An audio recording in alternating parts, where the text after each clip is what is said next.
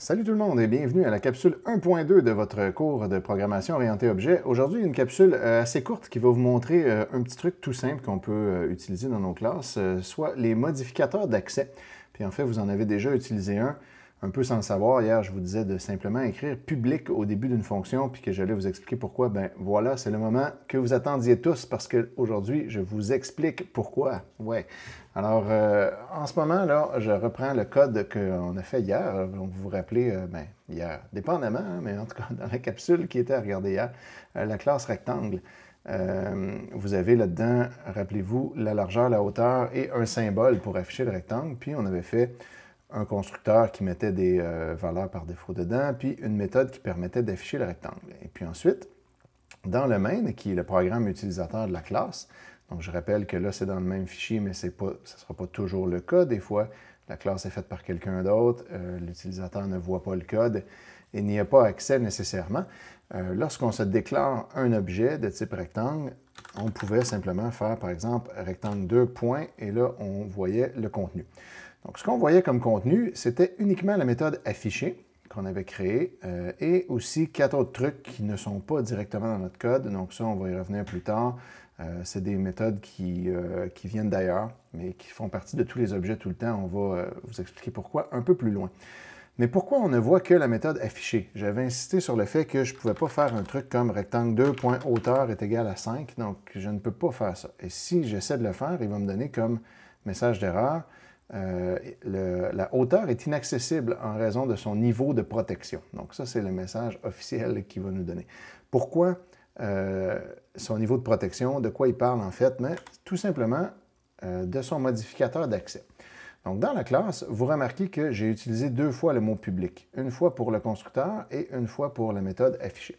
Lorsque quelque chose est déclaré comme étant public, ça veut dire qu'il est accessible de n'importe où. Donc, n'importe qui utilise un de mes objets, tel que défini par ma classe, va pouvoir appeler ces méthodes-là, va pouvoir les utiliser directement comme bon lui semble. Donc, il peut utiliser le constructeur, ça veut dire qu'il va pouvoir faire des new, et il peut appeler la méthode afficher pour demander à un rectangle de s'afficher. Si jamais j'enlevais le mot public pour le constructeur, bien à ce moment-là, je ne pourrais plus créer d'objet, ce qui ne serait pas très pratique. Donc ça, normalement, on s'entend que dans la majorité des cas, on va laisser le constructeur public. Dans le cadre de ce cours-ci, ça va être tout le temps comme ça. Il y a certains cas spécifiques où on voudra faire les choses autrement. La méthode affichée, bien, si j'enlève le mot public, à ce moment-là, je ne peux plus demander à un rectangle de s'afficher. Dans ce cas-ci, par contre, c'est pas impossible qu'on ait une... Oups, pardon, j'ai fait n'importe quoi. C'est pas impossible qu'on ait une méthode qui soit non publique, qui ne soit pas publique. Ça se peut d'avoir une méthode qui n'est pas publique parce que toutes les méthodes qui sont là ne sont pas nécessairement faites pour être appelées par le programme utilisateur. Dans certains cas, oui, on va dire dans ce temps-là qu'ils vont faire partie de l'interface de l'objet, ce qui va être visible par l'utilisateur. Puis, ils vont aussi représenter un service que la classe offre, donc le service d'affichage, par exemple. Mais c'est possible aussi d'avoir une méthode qui ne sera pas visible de l'extérieur et donc pas utilisable, mais qui va être utilisée juste à l'interne dans la classe. Parce que si vous remarquez ici, par exemple, mes 3 attributs, largeur, hauteur et symbole, ne sont pas publics. Donc, ils ne peuvent pas être appelés à partir du main, ne peuvent pas être utilisés directement. Mais à l'intérieur de ma méthode affichée, je les utilise, la hauteur, la largeur et le symbole, puis il n'y a aucun problème. C'est normal, tout ce qui n'est pas public est accessible quand même à l'intérieur de la classe. Donc la classe elle-même a accès à toutes ses propres affaires. Sinon, si la classe elle-même ne peut pas s'en servir, qui s'en servirait? Ça ne servirait jamais à rien. Ce qu'on va faire généralement, c'est que lorsque quelque chose n'est pas public, ce qu'il est par défaut dans une classe, c'est qu'il est privé. Donc, tout ce qui n'est pas public est privé dans la classe, mais on peut aussi utiliser le mot-clé « private » pour l'indiquer clairement que ceci est privé. On n'est pas absolument obligé de le faire théoriquement, puisque par défaut, tout est privé, à moins qu'on dise le contraire. Mais généralement, on va le mettre pour être explicite, puis que ce soit bien clair. Et ce qu'on va vouloir, c'est que les attributs soient toujours privés. Ça, c'est ce qu'on appelle la notion d'encapsulation.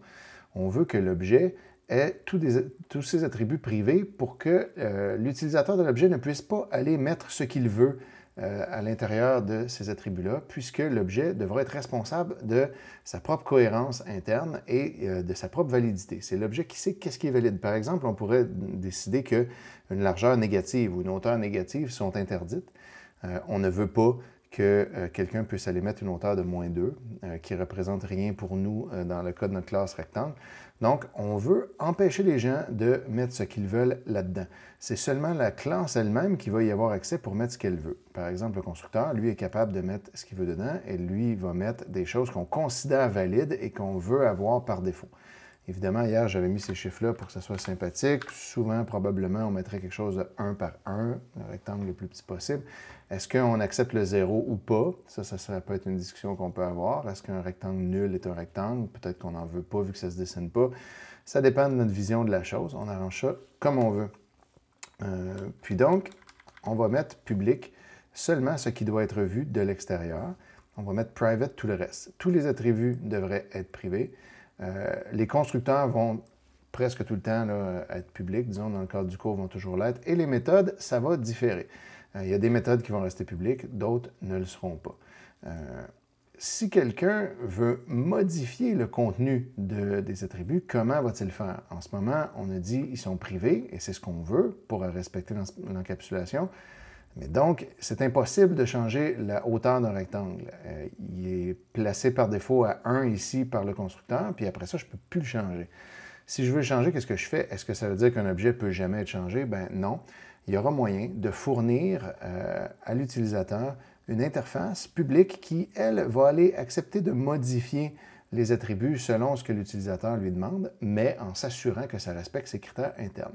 Et ça va être le sujet de la prochaine capsule, les propriétés. Donc, en ce moment, pour l'instant, tout ce qu'on a, c'est des attributs privés, constructeurs publics et des méthodes, soit publiques ou privées.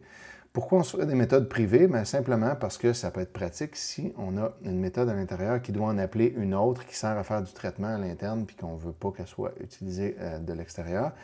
Une méthode qui fait une partie de notre traitement, qui va être répétée souvent, mais qui ne fait pas de sens pour l'utilisateur. On la met privée et nos méthodes publics ou autres pourront utiliser les méthodes privées quand ils en auront besoin. Donc, pour l'instant, on va s'en tenir à ça.